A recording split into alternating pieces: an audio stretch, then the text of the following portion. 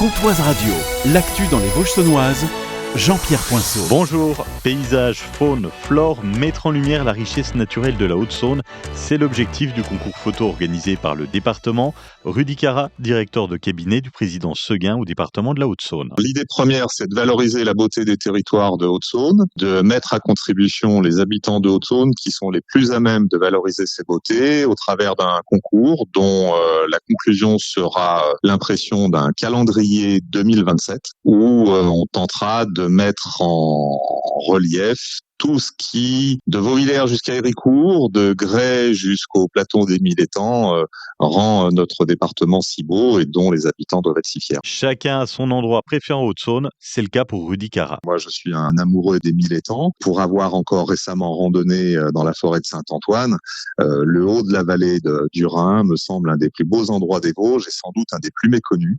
Donc, j'irai prendre des photos dans la forêt de Saint-Antoine. Le concours photo se terminera mi-août. 3 photos maximum envoyées au département.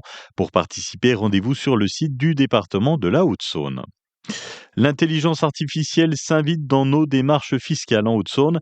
Déjà utilisée pour traquer la fraude, elle a permis de détecter plus de 7 millions d'euros d'escroquerie l'an dernier dans le département.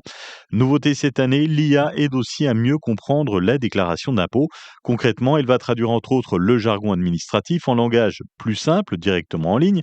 Par exemple, dégrèvement devient remboursement ou encore proroger se transforme en prolongé. Un outil pour rendre les démarches plus accessibles, en tout cas plus compréhensibles, et éviter que certains renoncent face à des termes trop complexes qui peuvent induire en erreur. L'objectif, simplifier la vie des usagers sans remplacer le travail des agents des finances publiques. Fabrice Robin est le nouveau directeur des finances publiques de la Haute-Saône. Il prend la tête d'une équipe de plus de 300 agents, avec plusieurs dossiers sur la table, la lutte contre la fraude, la généralisation de la facturation électronique dès septembre pour les entreprises, et autre enjeu, accompagner les collectivités locales, nombreuses dans le département, et à aller à la rencontre des nouveaux maires. Parmi les projets à suivre, le développement de la base aérienne 116 de Luxeuil, qui aura des impacts économiques et fiscaux sur le territoire. À Lure, la circulation est interdite jusqu'à 18h sur la rue Jules Guesde, entre l'avenue Carnot et le numéro 1. Une déviation est en place, des ralentissements sont à prévoir. Hier matin, sur la RN19 à hauteur de Danvalais-les-Colombes, un convoi exceptionnel en provenance d'Allemagne s'est arrêté en urgence sur un parking face à la carrière. En cause, une fissure dans le réservoir avec du gasoil qui s'écoule et un risque de pollution. Rapidement sur place, les équipes de la Direst contiennent la fuite avec du sable. Les pompiers de Vesoul prennent ensuite le relais. Ils ont vidé le réservoir qui contenait encore plus de 200 litres. Résultat, aucune pollution constatée. Le véhicule a été pris en charge pour réparation et la circulation n'a pas été perturbée. Ce dimanche de 10h à 18h à Luxeuil-les-Bains, c'est le Parc en Fête. Premier événement extérieur de la saison luxeuvienne. Il fait la part belle aux producteurs locaux.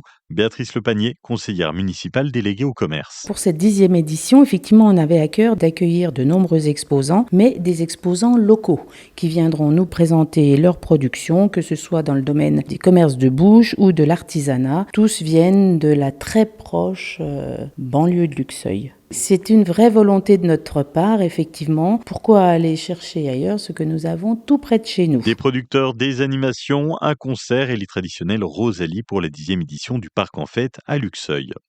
Et puis avis aux amateurs de Pokémon, Corgix s'installe pour 15 jours rue du Breuil à Vesoul.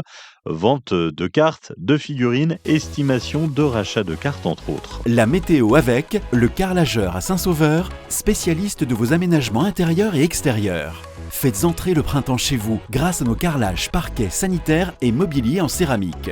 Un vrai coup de fraîcheur et de style pour votre intérieur avec le carrelageur à Saint-Sauveur. Des températures en hausse, de belles éclaircies, c'est ce qui nous attend dans les Vosges saunoises.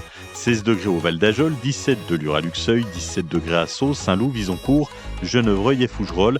Demain, un jeudi ensoleillé, 14 degrés le matin et jusqu'à 18 l'après-midi. C'était la météo avec le carrelageur à Saint-Sauveur. 24 ans d'expérience, de savoir-faire et de conseils à votre service.